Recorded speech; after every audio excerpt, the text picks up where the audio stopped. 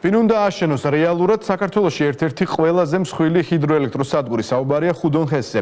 ენერგეტიკის სამინისტროსგან განსხვავებით ეკონომიკის უწყებაში ამბობენ, რომ სადგური არა სახელმწიფომ, არამედ ინდურმა კომპანიამ უნდა ააგოს. ამაზე რამოდენიმე დღის წინ კომენტარი კახა კალაძე მას გააკეთა, რა კომპანიაა ტრანსელექტრიკა და როგორ ეხმაურებიან საკითხს არასამთავრობო სექტორსა და პოლიტიკურ სპექტრში. გიორგი მაზმიშვილი გეამბობთ. მე არ დაგიმალავდა, ჩვენ მქონდა საუბარი იმაზეც, რომ ხო მარ დავიბრუნოთ ჩვენ სახელმწიფომ ეს პროექტი და თვითონ სახელმწიფომ განახორციელოს.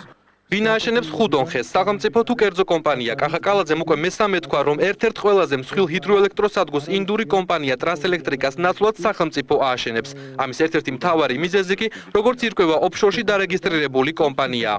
მოვთხოვეთ, რომ წარმოადგინონ თუ ვინ არიან დამფუძნებლები კონკრეტულად, რო იცოდეს საზოგადოებამ, რო იცოდეს სამინისტრომ ჩვენ და ასევე უნდა დაგვანახონ შესაძლებლობა შესწევთ თუ არა უნარი მათ ამ პროექტის განხორციელების. კახა კალაძეს ხუდონხესთან დაკავშირებით დამატებით დეტალებზე არ უსაუბრია. განმარტებების გაკეთება დღეს ენერგეტიკის მინისტრის მოადგილეს მოუხდა. ილია ელოშვილის თქმით, ის რომ ინდური კომპანია ოფშორშია რეგისტრირებული, ეს სახელმწიფოსათვის პრობლემას აღარ წარმოადგენს. თუმცა ცნობილი ხდება, რომ ენერგეტიკის სამინისტრომ ტრანსელექტრიკას მემორანდუმში ახალი პირობები წაუყენა. ააშენოს რა სახელმწიფო ამ პროექტს დამოკიდებული იქნება ძალიან დიდწილად, როგორი წარმატებით დასრულება მიმდინარე მოლაპარაკებები არსებულ ინვესტორთან, თუ კი ის გაიზიარებს იმ ჩვენწინადებას და პირობებს, რომელსაც ჩვენი აზრით მოაქვს მაქსიმალური მოგება ენერგეტიკულად და ასევე კომერციულად ქვეყნისთვის, ამ შემთხვევაში, რა თქმა უნდა, ჩვენ მივიცავთ მას საშუალებას, რომ ააშენოს ეს სადგური, თუ კი ჩვენ ვერ შევთანხმდებით, მაშინ სახელმწიფო იფიქრებს იმაზე, რომ თვითონ ააშენოს ეს.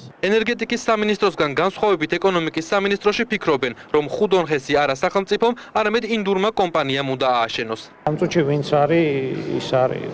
არ შეცვლილა ინვესტორი. მინისტრმა ალბათ ერთ-ერთ ვარიანტად დაუშვა ეს. კომპანიაში, რომელმაც ხუდონხესი უნდა ააშენოს, ენერგეტიკის მინისტრის განცხადებაზე ასეთი პოზიცია აქვთ. ტრანსელექტრიკაში ამბობენ, რომ ხელისუფლებასთან ამ ეტაპზე რაიმე სახის პრობლემა არ აქვთ. დავით მირცხულავა განმარტავს, რომ ენერგეტიკის სამინისტროსთან მუშაობა ჩვეულ რეჟიმში მიმდინარეობს. რაც შეეხება კომპანიის ოფშორში რეგისტრაციას, მირცხულავა განმარტავს, რომ ამ დროისათვის კომპანიის გადარეგისტრირება მიმდინარეობს. კომპანია მზათა ამის გასაკეთებლად და ეს განცხადებულიც იყო, მეცაც გეტყვით, ჩვენ ვალდებულებათაც ავიღეთ, რომ ოფშორული კომპანია შეიცვალოს, ონშორზე გადავიდეთ, ამაში არაფერს ცუდს არ ვხედავთ. მეცაც მოგახსენებთ, ქართულ ენერგეტიკის სივრცეს თუ გადავხედავთ, ჩვენ უამრავ ოფშორულ კომპანიას ვნახავთ და ჩვენ ალბათ ვიქნებით პირველები, რომელიც ამას გავაკეთებთ, ეს იმიტომ, რომ კომპანია მოწადინებულია, რომ არავის ერთი კითხვაც კი არ დარჩეს. სახელმწიფო ააშენებს თუ კერძო კომპანია ხუდონხეს არასამთავრობო სექტორისათვის არანაირი მნიშვნელობა არ აქვს. მწვანე ალტერნატივაში აცხადებენ, რომ ხელშეკრულების მიხედვით მშენებლობის დაწყების ვადები უკვე დარღვეულია და კომპანია სახელმწიფო სამისათვის პირგასამტეხლოს უნდა უხდიდეს.